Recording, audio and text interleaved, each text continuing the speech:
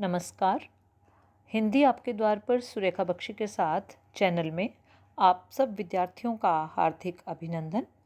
विद्यार्थियों, आज मैं इस वीडियो में आपके समक्ष कक्षा 11वीं हिंदी केंद्रित अरहो भाग एक गद्य खंड में संकलित पाठ अपू के साथ 2.5 साल लेकर उपस्थित हूँ। प्रस्तुत पाठ अपू के साथ 2.5 साल संस्मरण शैली में लिखा गया है। पथेर पांचाली फिल्म के अनुभवों से संबंधित है, जिसका निर्माण भारतीय फिल्म के इतिहास में एक बहुत बड़ी घटना के रूप में दर्ज है। इसमें फिल्म के सृजन और उसके व्याकरण से संबंधित कई बारीकियों का पता चलता है। यही नहीं, फिल्मी दुनिया हमें अपने ग्लैमर से चुंधियाती हुई जान पड़ती है। उसका एक ऐसा सच हमारे सामने आता है जिसमें साधनहीनता के बीच अपनी कला दृष्टि को साकार करने का संघर्ष भी है।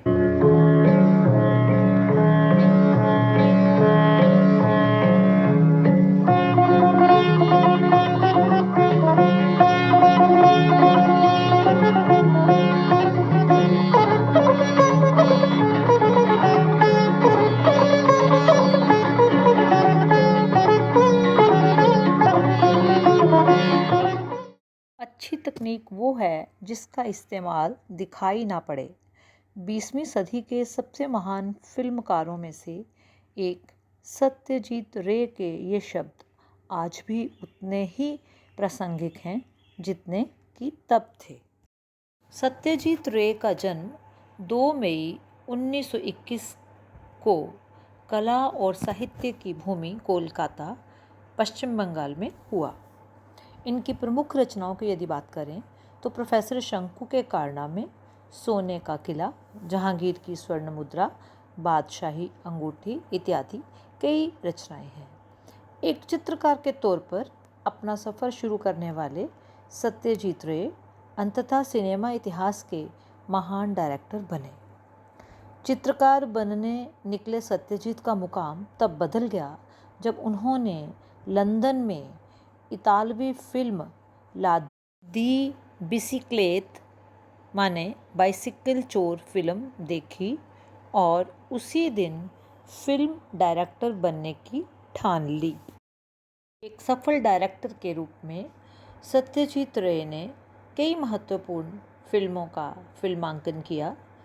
अपराजिता, अपू का संसार, जलसा घर, देवी चारुलता, महानगर, गोपी गायन बाका बायन, पथेर पांचाली, 3 कन्या बांग्ला फिल्म, शतरंज के खिलाड़ी, सदगति हिंदी। इस प्रकार कई ऐसी फिल्में जिन्हें अंतर्राष्ट्रीय और राष्ट्रीय स्तर पर खूब ख्याति प्राप्त हुई। सत्यजीत रे की उपलब्धियों की यदि बात करें तो सत्यजीत रे ने आर्ट सिनेमा को जिस अंदाज में उजागर किया, देश ही नहीं बल्कि पूरी दुनिया ने उनकी प्रतिभा का लोहा माना। उन्होंने भारतीय सिनेमा में नए नए ट्रेंड स्थापित किए। सत्यजीत रे भारतीय सिनेमा के एकमात्र ऐसे कलाकार हैं जिनकी झोली में पद्मश्री से पद्म विभूषण तक और ऑस्कर अवार्ड से लेकर दादा साहब फाल्के पुरस्कार हैं। इसके अलावा 32 राष्ट्रीय फिल्म पुरस्कारों से भी उन्हें नवाजा जा चुका है। फ्रांस का लेजन डिऑनर, पूरे जीवन की उपलब्धियों पर ऑस्कर और भारत रत्न सहित अनेक सम्मान उन्हें प्राप्त हुए। रे की फिल्मों की बात करें, रे को भारतीय सिनेमा का गॉडफादर कहा जाता है। सत्यजीत की फिल्में हर तरफ पसंद की जाने लगी।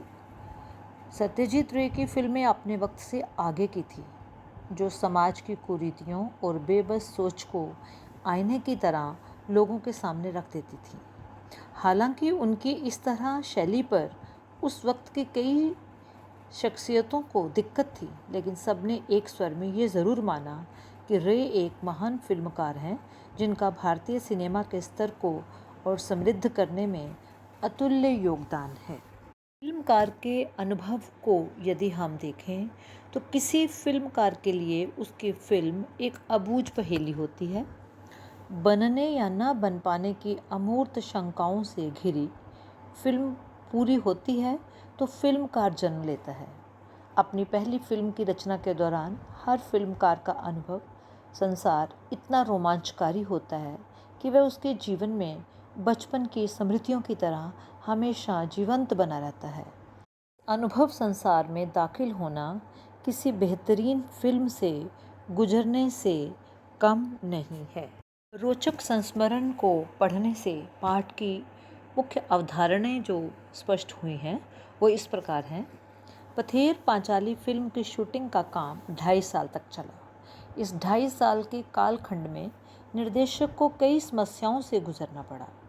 नंबर 1, धन का अभाव, समय का अभाव, पात्र चयन की समस्या, पात्रों की उम्र बढ़ने की समस्या, दृश्य चित्रित करने की समस्या, भूलो नामक कुत्ते की समस्या, पशुओं द्वारा काश फूलों को खा जाना, बारिश का दृश्य चित्रित करने की समस्या, रेलगाड़ी का दृश्य चित्रित करना और वास्तु सर्प का दिखाई देना। बेहद खास पथेर पांचाली। किसी भी फिल्मकार के लिए उसकी पहली फिल्म बेहद खास होती है और उससे भी खास होता है उससे बनने का सफ़र। सत्यजीत रे के लिए भी पथेर पांचाली बेहद खास रही। फिल्म बनाने से पहले सत्यजीत रे एक विज्ञापन कंपनी में काम करते थे, लेकिन अंदर के फिल्मकार को कैसे शांत करें, तो उन्होंने बीच का रास्ता निकाला। दरअसल फिल्म बनाने के लिए काफ़ी पैसे की ज़रूरत थी और रे उस वक्त ना तो इतने समृद्ध थे और ना ही इतने स्थायी फिल्म मेकर कि कोई उनकी फिल्म में पैसा लगाता। फिल्म की शूटिंग रोज़ तो होती नहीं थी, तो तब वो नौकरी करते और जब नौकरी से फुर्सत मिलती तब शूटिंग करते। फिर जब पैसे ख़त्म हो जाते तो शूटिंग रोक दी जाती और पैसे दोबारा जमा होने पर वापस शुरू होती। इसी तरह चलते रुकते और फिर चलते हुए उनकी पहली फिल्म पथेर पंचाली का काम 2.5 साल तक चला। पहला पड़ाव था अपू की तलाश। फिल्म में अपू और दुर्गा की भूमिका थी। अपू की भूमिका के लिए 6 साल के लड़के की ज़रूरत थी, जिसके लिए लेखक ने अखबार में विज्ञापन दिया था। आखिरकार लंबे संघर्ष के बाद उन्हें अपने पड़ोस में रहने वाला लड़का सुबीर बनर्जी ही अपू की भूमिका के लिए उपयुक्त लगा। जैसे जैसे आगे बढ़े फिल्मकार का डर बढ़ने लगा। फिल्म में अधिक समय लगने लगा तो लेखक को यह डर लगने लगा कि अगर अपू और दुर्गा नामक बच्चे बड़े हो गए तो दिक्कत हो जाएगी। सौभाग्य से वे नहीं बढ़े। ये फिल्मकार के लिए अच्छी बात थी। फिल्म की शूटिंग के लिए वे पॉलसिट नामक गांव गए। वहां रेल लाइन के पास काश फूलों से भरा मैदान था और उस मैदान में शूटिंग शुरू हुई। काश फूलों का गायब होना। पथेर पंचाली फिल्म के दृश्य में अपू के साथ काश फूलों के वन में शूटिंग करनी थी। सुबह शूटिंग करके शाम तक सीन का आधा भाग चित्रित किया। निर्देशक, छायाकार, छोटे अभिनेता अभिनेत्री सभी इस क्षेत्र में नवागत होने के कारण थोड़े बोराए हुए ही थे। बाकी का सीन बाद में चित्रित करने का निर्णय लेकर सब घर चले गए। 7 दिन बाद शूटिंग के लिए उस जगह गए। बीच के 7 दिनों में जानवरों ने वो सारे काश फूल खा डाले थे। उस जगह बाकी आधे जिन की शूटिंग करते तो पहले आधे सीन के साथ उसका मेल नहीं बैठता, उससे कंटिन्यूटी नदारद हो जाती। अतः आधे सीन की शूटिंग के लिए अगली शरद ऋतु की प्रतीक्षा करनी पड़ी। 3 रेलगाड़ियों के शॉट्स। अगले वर्ष शूटिंग हुई। उसी समय रेलगाड़ी के शॉट्स भी लिए गए।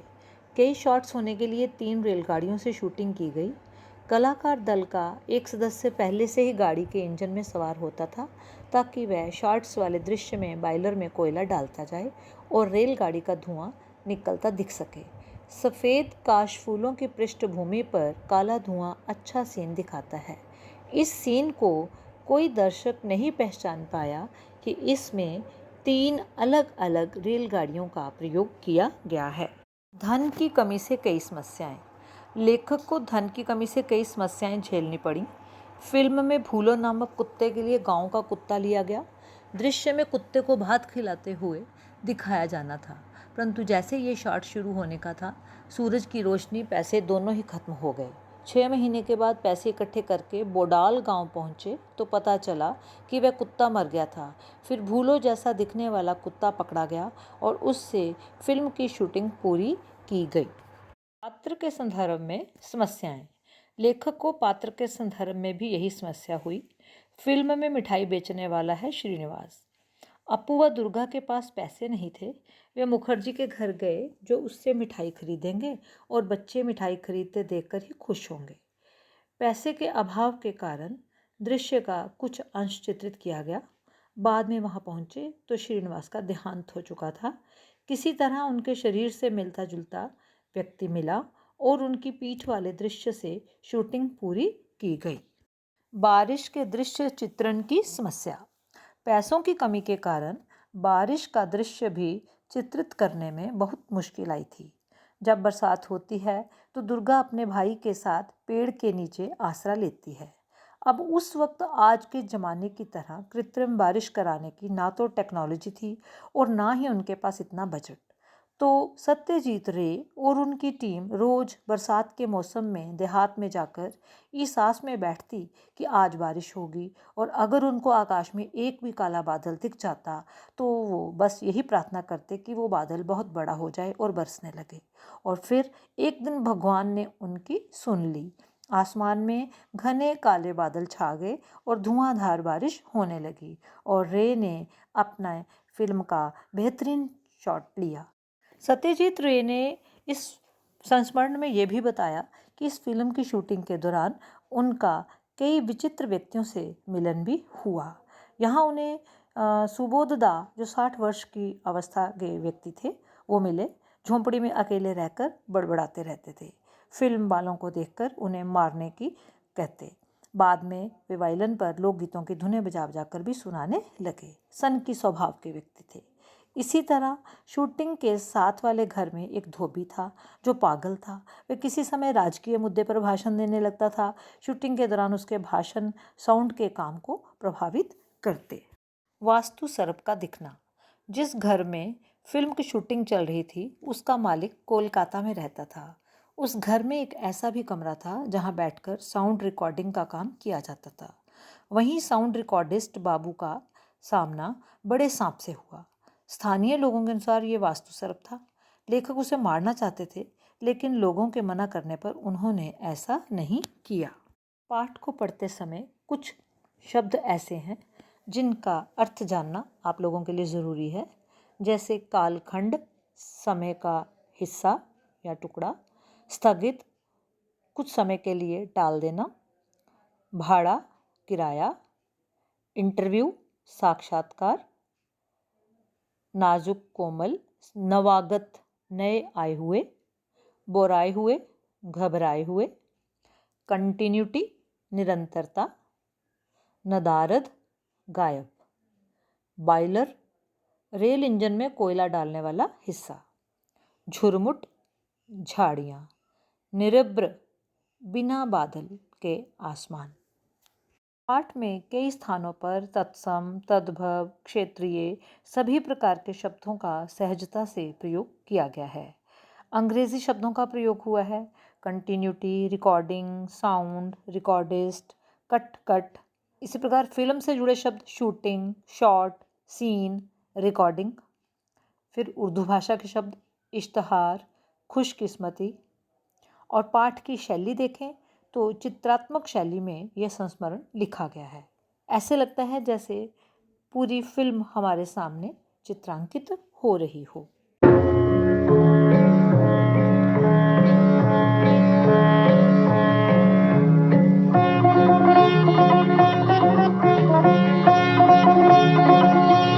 इस प्रकार यह पाठ समाप्त हुआ।